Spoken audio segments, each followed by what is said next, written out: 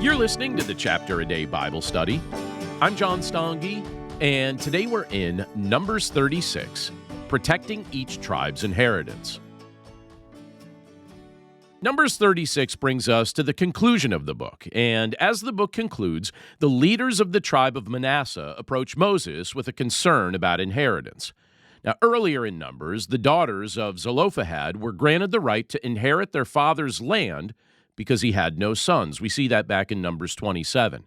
But now a new question arises. What happens if these daughters marry men from other tribes? Would their inherited land transfer to another tribe and reduce the portion originally given to Manasseh? This wasn't just a legal detail. It was about preserving what God had assigned to each tribe. The inheritance of the land was directly tied to God's covenant promises to Israel. So this issue really mattered, not just socially, but spiritually. Well, Moses brings the concern before the Lord, and the answer is both wise and protective. The daughters of Zelophehad are free to marry, but they're instructed to marry within their own tribe so that the inheritance remains intact. Verse 6 says, "The daughters of Zelophehad are right. Let them marry whom they think best. Only they shall marry within the clan of the tribe of their father." This response balances freedom and responsibility. The women aren't treated as property or stripped of agency. They're given the ability to choose their husbands, and at the same time, they're asked to make that choice within a framework that protects the larger community and honors God's design. And the principle is clarified even further when we get to verse 7, because there it says, "The inheritance of the people of Israel shall not be transferred from one tribe to another. For every one of the people of Israel shall hold on to the inheritance of the tribe of his fathers." God wanted each tribe to retain what he had given them. This wasn't about control for its own sake. It was about stewardship. The land was a gift from the Lord, and it wasn't to be treated casually or allowed to drift away through neglect or poor decisions. At the end of the chapter, we can see that the daughters respond in obedience. Verse 10 says, "The daughters of Zelophehad did as the Lord commanded Moses." They married within their tribe, honoring both their personal desires and God's greater purpose.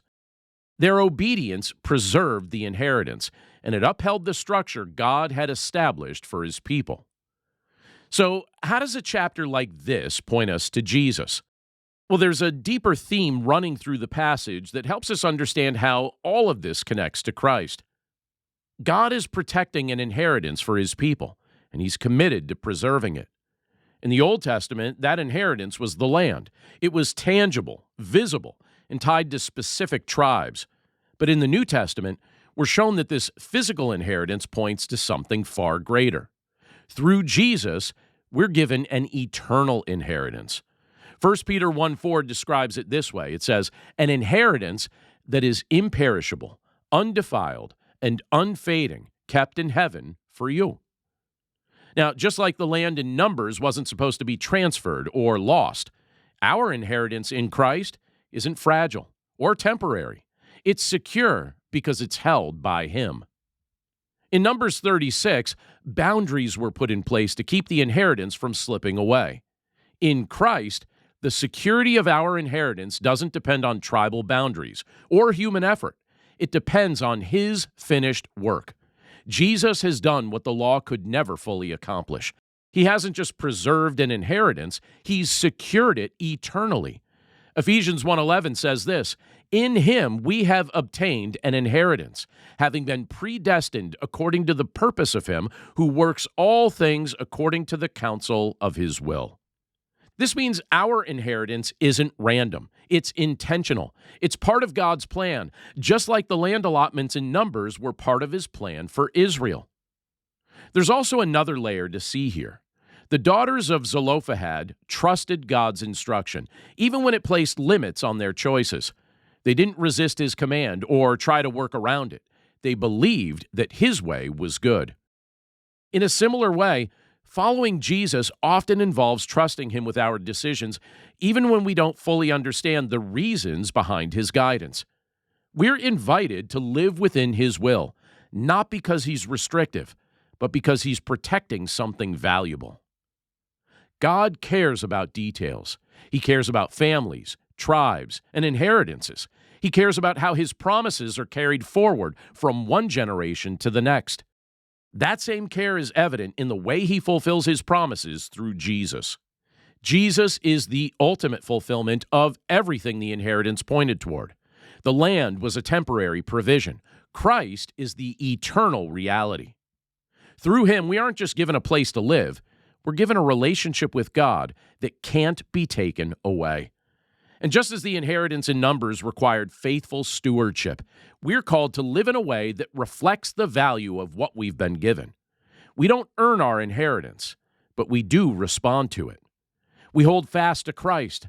We walk in obedience. We trust that his boundaries are good and that his plans are better than our own. Numbers ends with a reminder that God's commands were given in the plains of Moab by the Jordan at Jericho. We see that in verse 13. The people were right on the edge of the promised land. They hadn't entered it yet, but everything was being prepared. And that's where we live as well. We've been promised something greater than the land of Canaan. We haven't fully experienced it yet, but it's coming. And just like Israel, we're called to trust the Lord as we wait, knowing that what he's prepared for us is secure, intentional, and far better than anything we could create on our own. Thanks again for listening to today's episode of the Chapter a Day Bible Study. For more resources to help you in your walk with Christ and your understanding of the Bible, please visit my website at BibleStudyHeadquarters.com. And if you'd like to partner with me by becoming a supporter of this ministry, you'll see a few options to do so, again, at BibleStudyHeadquarters.com or in the description of this episode. As always, thank you for your prayers, thank you for your support, and thank you for your willingness to share this content with others. Have a great day, and I'll see you again right here tomorrow.